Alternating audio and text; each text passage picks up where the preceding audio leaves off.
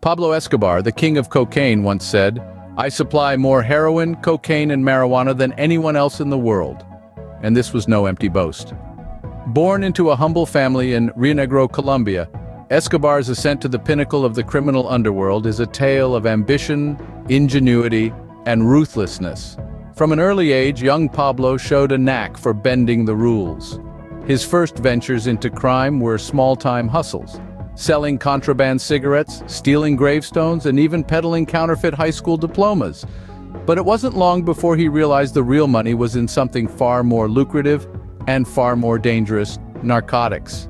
In the 1970s, as the demand for cocaine skyrocketed, Escobar seized the opportunity.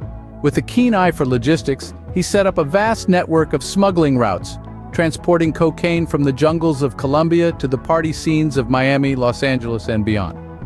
At the height of his power, Escobar's Medellin cartel was smuggling 15 tons of cocaine into the United States every single day. The profits were astronomical, earning him a spot on Forbes' list of the world's billionaires for 7 straight years. But Escobar's story isn't just about the money, the power, or the infamy. It's about a man who, despite his humble origins, dared to take on the world. A man who built an empire from nothing, who stood toe-to-toe with governments, and who for a time seemed untouchable. Behind the violence and the headlines, Escobar was a complex figure, a devoted family man, a shrewd businessman, and a ruthless kingpin. He was both loved and feared, a symbol of the contradictions that often lie at the heart of the human experience. But behind the notorious reputation, there were facets of Escobar's life that remained hidden in the shadows. Escobar, for all his infamy, was seen as a Robin Hood figure by many in his hometown of Medellin.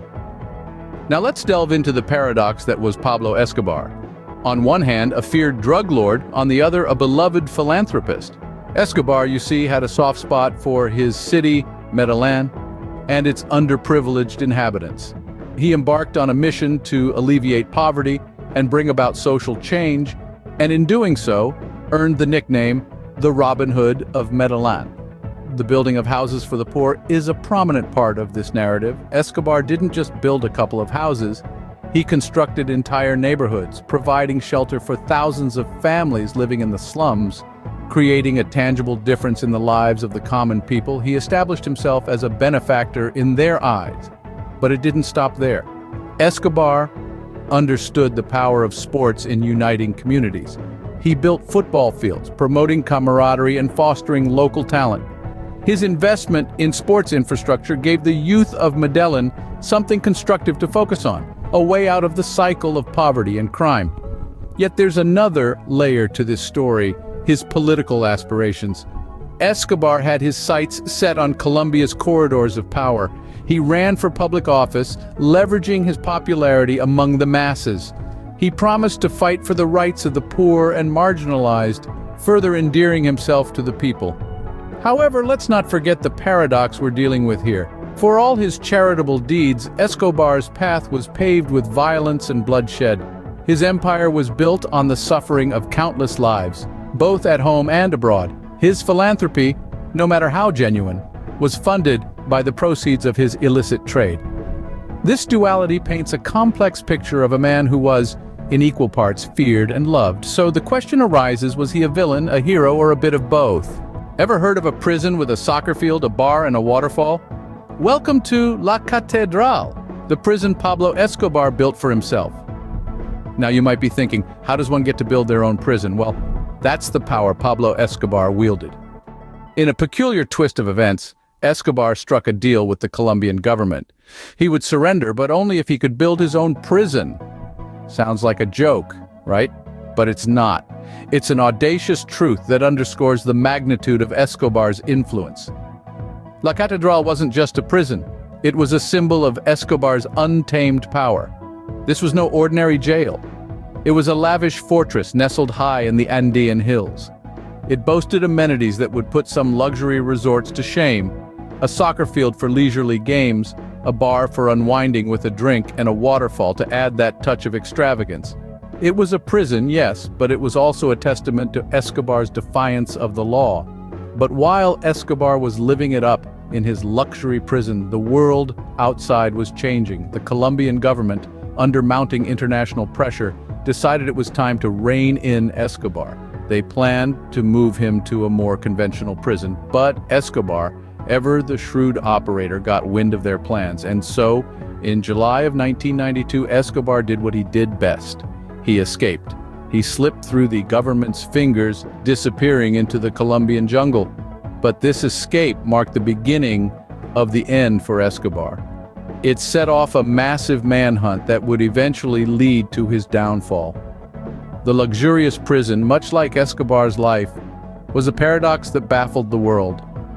And as we delve further into his story, we'll see just how this paradox played out in a life marked by extremes of power, wealth, and ultimately downfall. But that's a tale for another scene, so stay tuned. Pablo Escobar, at the height of his power, was one of the wealthiest men in the world. But every empire, no matter how powerful, has its fall.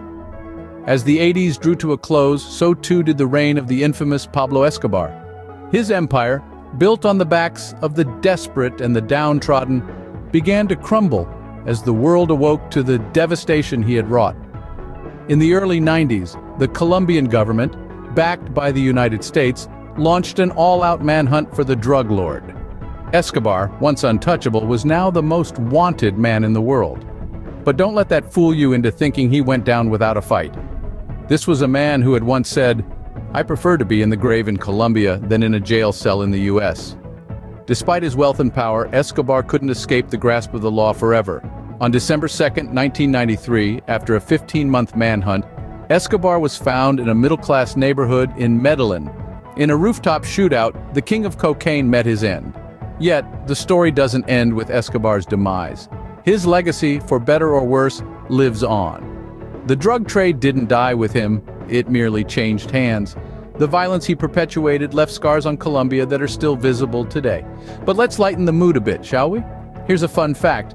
Did you know that Escobar had so much cash that rats ate an estimated $2 billion of his fortune? Talk about expensive taste. His life, as tumultuous and violent as it was, serves as a stark reminder of the lengths some will go to in the pursuit of power and wealth. It's a story that, while steeped in blood and cruelty, also speaks to the human capacity for resilience and justice. Escobar, the king of cocaine, met an end as dramatic as his life had been. A story as grand as this deserves to be heard. And if you're interested in delving deeper into the life of Pablo Escobar, you can claim your own audiobooks for just 99 cents on Amazon. Check out the link in the description. Pablo Escobar, the man, the myth, the legend, left a legacy that still echoes today. The aftermath of his death reverberated not just through the streets of Medellin, but all around the world.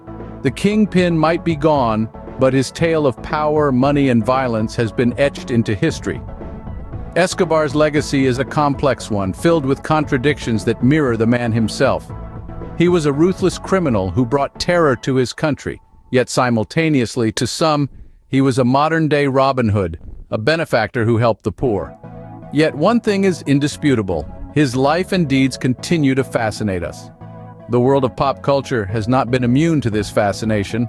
Escobar's life has been immortalized in countless movies, series, and books. Who could forget the gripping portrayal of Escobar in the hit series Narcos, or the countless documentaries that attempt to dissect his life and his empire? It seems we can't get enough of the man who, at one point, was one of the richest and most powerful in the world. But beyond the glitz and glamour of Hollywood, the real impact of Escobar's reign can still be felt today. The drug trade he once controlled continues to thrive, and the violence he perpetuated still haunts many corners of Colombia. His legacy is a stark reminder of the devastating effects of the drug trade and unchecked power. Yet, amidst the chaos and destruction, there are also stories of resilience and hope. Many of those affected by Escobar's reign have used their experiences to advocate for peace and justice, turning their pain into a force for change. Pablo Escobar, a man of contradictions, continues to captivate the world, even decades after his death. His legacy is a testament to the enduring allure of power, the human capacity for both good and evil, and the complicated narratives that often surround figures of infamy. If you're intrigued to know more, there's a link in the description to Amazon where you can claim your own Pablo Escobar audiobooks for only 99p.